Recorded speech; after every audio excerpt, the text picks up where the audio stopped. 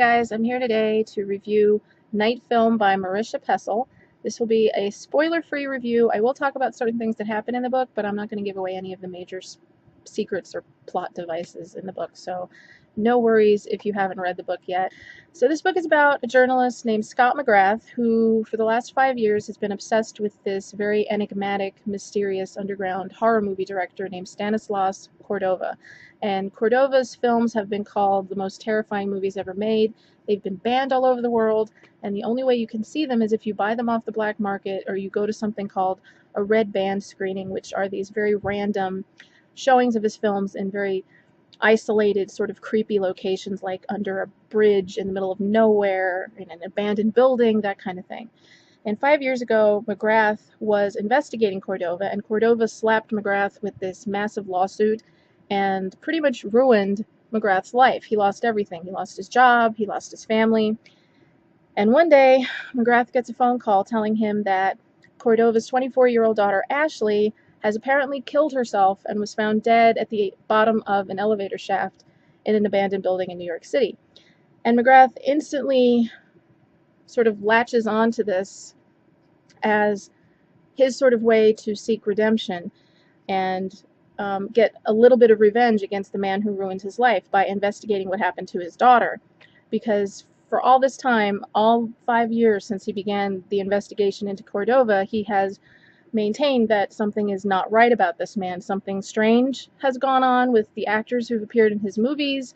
Some of them have disappeared, some of them never worked again, some of them had nervous breakdowns, and there's all kinds of weird stories about what happens and what he's done to certain people that have been in his life. And McGrath figures he's going to throw himself back into this investigation, and he's finally going to get the proof that he needs to bring Cordova down.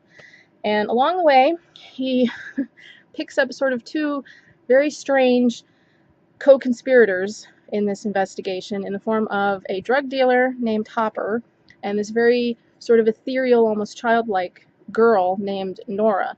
And the three of them investigate Cordova and what happened to Ashley and try to figure out the mystery surrounding a man that some people actually believe might not even actually exist.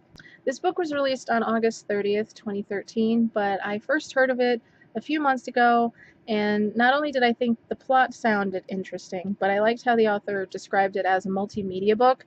And what she means by that is that you not only have the actual text of the story in the book, but you have full-page pictures, as well as web pages from various websites throughout the book.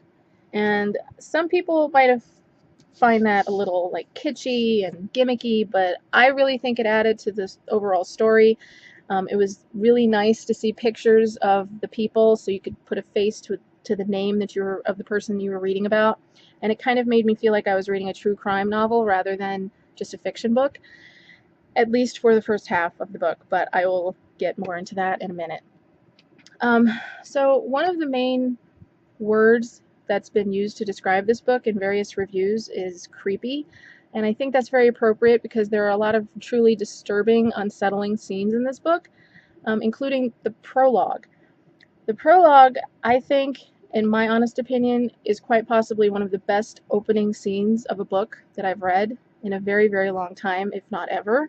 It was so incredibly well done and so affecting, and it just creeped me out like you would not believe. And I'm a huge horror movie fan, and it takes a lot to get under my skin, and this chapter really got under my skin.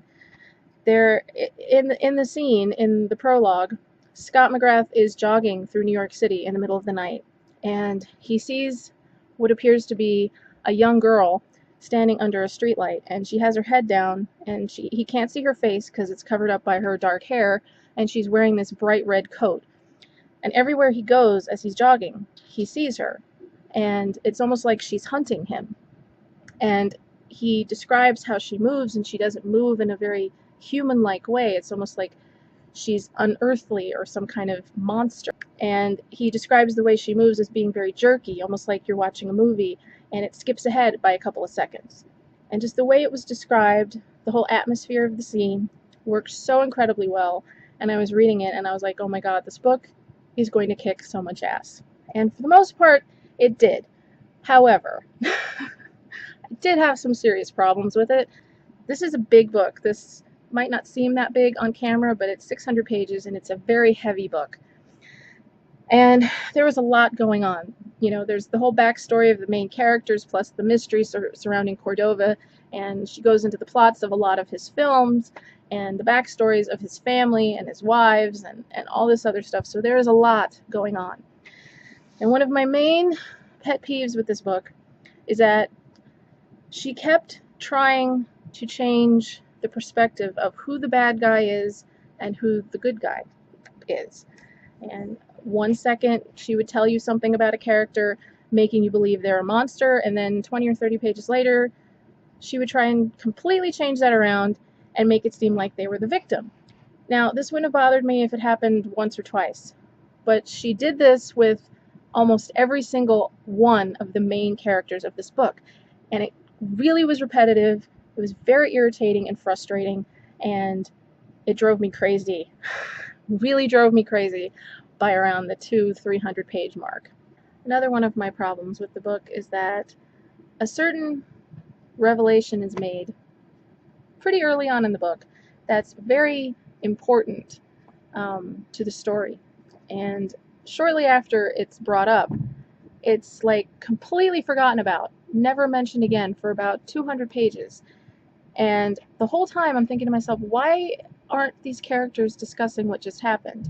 And then I realize, after finishing the book, that the author was probably trying to make the reader forget, or hoping that the reader would forget about the revelation early in the book, so they would have this big sort of oh my god moment towards the end. And it didn't work for me, because I remembered, and it stuck out like a sore thumb, that nobody was dealing with what was happening to these characters.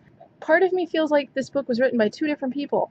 I mean, the first half was just so incredibly well done, so wonderfully done. I was obsessed with this book. I couldn't stop reading it. I was thinking about it while I was at work. I was thinking about it when I went to sleep at night. I wanted to stay up later at night so I could read more of this book. And then it just got to this point where everything just sort of started to fall apart, and those sections were so messy and jumbled up, it just didn't feel like it was written by the same person, and that was really frustrating for me. And I spent the majority of my day off from work reading the last 300 plus pages of this book, and I was left feeling extremely frustrated at the end.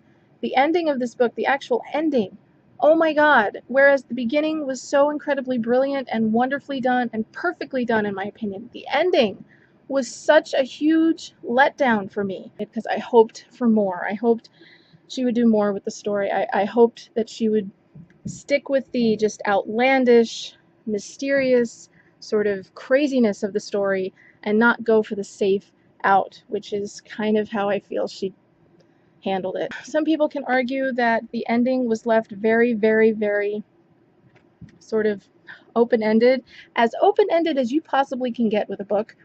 To mirror sort of the endings of some of Cordova's films. I understand that that's what the author was probably going for, but it didn't make it any less disappointing for me, because seriously, for the first 60% of this book, I was thinking this was going to be one of my top 3 books of 2013. I just fell in love with it. I loved it so much, I went out and I bought the author's first book before even finishing this book. That's how much I was enjoying it. And I can't remember a time when I was more disappointed in the way a book played out. I was hoping for so much more than what I got. And I mean, I think the ideas behind the book were just so incredibly unique and entertaining and interesting that I guess in a lot of ways she would never have been able to live up to my expectations. But I really think the story deserved a better ending. The characters deserved much more closure, because there is no closure. There is not one bit of closure in this book. Everything is left open. And yeah. So I'm seriously, I have no idea how to rate this book. I don't know. This video and review has been pretty rambling, but I just finished this book like a couple hours ago and didn't really have time to get my thoughts together, but I just had to talk about it because it made such a huge impact on me. And I'm going to go off and try and figure out what kind of a rating I can give this book on Goodreads. But just simply because of the beginning and the first half of the book and the overall story and concept and layout of this book, I do have to recommend it. And it's not going to be like a 1-star rating or anything like that, but I can't in good conscience give this 5 stars considering how disappointed I was in the ending. But I do recommend it just for the sheer audacity of the plot and the fact that it's just really unique and a lot of it is very well done. Happy reading, guys. I've given myself a headache thinking about this book. I need to go and relax and I need to go off to my happy place for a while. So until next time, you guys, thanks for watching and happy reading.